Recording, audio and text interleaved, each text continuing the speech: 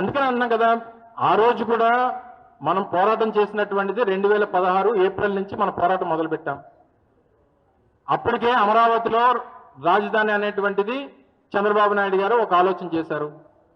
అప్పుడున్నటువంటి గల్లా జయదేవ్ గారు, అప్పుడున్నటువంటి రాయపాటి సాంబశివరావు గారు, అప్పుడున్నటువంటి కొంతమంది నాయకులందరూ కలిసి గుంతకల్లు, అలాగే విజయవాడ, విశాఖపట్నంలో ఉన్నటువంటి వాల్టేర్ డివిజన్లు అన్ని కలిపి గుంటూరు కేంద్రంగా రైల్వే జోన్ ఏర్పాటు చేయాలని చెప్పి వారు డిమాండ్ చేశారు. దానికి చంద్రబాబు నాయుడు గారు ఏ రకమైనటువంటి దానికి ఖండన ఇవ్వలేదు. అంటే వారి అభిప్రాయంగానే చెప్పారు. అంటే ఇంకా రాష్ట్రంలో ఏమొచ్చినా, రాష్ట్రానికి వచ్చేటువంటి నిధులు వచ్చినా, రాష్ట్రానికి వచ్చేటువంటి ఒక సంస్థలు వచ్చినా, ఏదొచ్చినా అమరావతికే రావాలి తప్ప మిగిలినటువంటి ప్రాంతాలు ఏవి అభివృద్ధి చెందకూడదు అనేటువంటిది చంద్రబాబు నాయుడు గారి విధానం. చివరికి ఎక్కడన్నా పిడుగుపడినా అది అమరావతిలోనే పడాలి తప్ప ఇంకెక్కడ పడడానికి వీల్లేదనేటువంటి అభిప్రాయం ఉంది చంద్రబాబు నాయుడు గారు. అంటే దాంతో అంత పెనవేసుకుపోయాడు ఆయన చంద్రబాబు నాయుడు. సో దయచేసి అమరావతి మీద ప్రేమని కాస్త తగ్గించి ఆ ప్రేమను మిగిలినటువంటి ప్రాంతాలకు పంచమని రాష్ట్ర ప్రజలందరూ కూడా కోరుతా ఉన్నారు.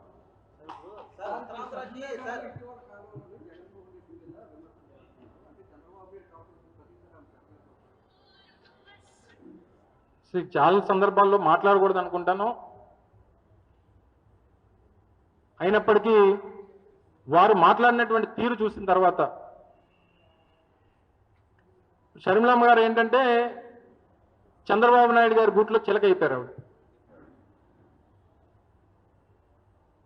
ఇప్పుడు వారిది కాంగ్రెస్ పార్టీ భావ సారూప్యత విధానాలు కాదు ఆవిడవి.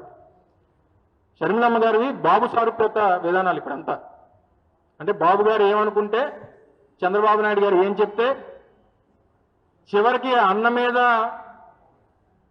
విమర్శ చేయడానికి కూడా వెనకాడినటువంటి పరిస్థితుల్లో వారు ఉన్నారు. దానికి మేము బాధపడగలం, తిరిగి వారికి సమాధానం చెప్పాలని తప్ప వారే తెలుసుకోవాలి. అంటే కనీసం మనం చేస్తున్నటువంటి విమర్శ కరెక్టా కాదా, మనం చేస్తున్నటువంటిది మాట్లాడేటువంటి మాట నిజమా కాదా. చంద్రబాబు నాయుడు గారి ఇంటి నుంచి స్క్రిప్ట్ వస్తుంది, వారు మాట్లాడతారు. ఎప్పుడైతే చంద్రబాబు నాయుడు గారికి రాజకీయంగా ఇబ్బంది ఉంటుందో, ఇబ్బంది ఉన్నప్పుడల్లా షర్మిలమ్మ గారు బయటకు వస్తారు. సో దయచేసి అది మానుకోమని చెప్పి, రాజశేఖర రెడ్డి గారి బిడ్డగా ఆ విశ్వసనీయతని కాపాడుకోమని చెప్పి వైఎస్ఆర్ కాంగ్రెస్ పార్టీ నాయకత్వం తరఫున, మా కార్యకర్తల తరఫున వారికి ఒక సలహాగా ఈ సందర్భంగా తెలియజేస్తాం.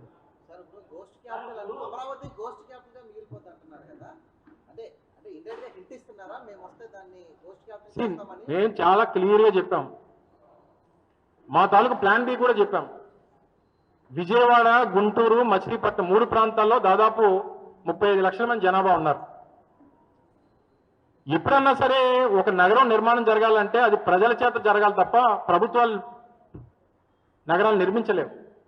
దానికి కావాల్సినటువంటి ఇన్ఫ్రాస్ట్రక్చర్ ఇవ్వగలవు, కావాల్సినటువంటి కరెంట్ ఇవ్వగలదు, కావాలంటే వాటర్ ఇవ్వగలదు. నగరాల నిర్మాణం అనేటువంటిది ఏ ప్రభుత్వం వల్ల సాధ్యం కాలేదు. ప్రపంచవ్యాప్తంగా మీరు ఏదైనా చూడండి, అక్కడ ఉన్నటువంటి జియోగ్రఫికల్ కండిషన్స్, ఎకనామిక్ సిచ్యువేషన్స్, అక్కడ ఉన్నటువంటి ఇన్ఫ్రాస్ట్రక్చరు, అక్కడ ఉన్నటువంటి ప్రజల తాలూకా మేధా సంపత్తి, ఇవన్నిటి మీద ఆధారపడి పెరిగినటువంటి నగరాలే తప్ప ఒక ప్రభుత్వంగా ఈ నగరాన్ని నిర్మించి ఇది విజయవంతం సాధించింది అన్నటువంటి ఒక్క నగరాన్ని మీ ప్రపంచంలో చూపించండి.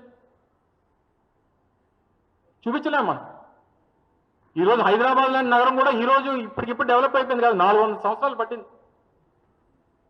సో దయచేసి మేము అనేది ఏంటంటే అన్ని ప్రాంతాలు సమానంగా చూస్తూ ఖర్చు పెట్టాల్సినంత ఖర్చు పెట్టి, జగన్మోహన్ రెడ్డి గారు చెప్పినటువంటి మచిలీపట్నం, విజయవాడ, గుంటూరులో మీరు చెప్పినటువంటి 2 లక్షల కోట్లు 10% ఖర్చు పెడితే చాలు. 20,000 కోట్ల రూపాయలు ఖర్చు పెడితే ఈ ప్రాంతం అభివృద్ధి చెందుతుంది. ఇన్ని లక్షల కోట్లు ఏంటి? 300 అడుగులు డెప్త్లో పునాదులు తీయడం ఏంటి? 6 నెలలకు ఒకసారి అది మునిగిపోవడం ఏంటి? మునిగిపోయినటువంటి ఆ నిండిపోయినటువంటి నీరుకి మళ్ళీ ఎత్తిపోతల ద్వారా మళ్ళీ తోడి మళ్ళీ కృష్ణానదిలో పోయడం ఏంటి? అడుగుకి 14,000 రూపాయలు ఎస్ఎఫ్టీ ఖర్చు ఇక్కడ. దేశంలో ఎక్కడా లేనటువంటి ఖర్చు అక్కడే ఎందుకు అవుతుంది? అత్యంత ఖరీదైనటువంటి నగరాలు ఢిల్లీ, ముంబై లాంటి నగరాలు, అక్కడ 4,000 రూపాయలకు అడుగు నిర్మాణం జరుగుతూ ఉంటే ఇక్కడ 14,000 ఏంటి? ఇవన్నీ అనేక ప్రశ్నలు ఉన్నాయి ప్రజలకి.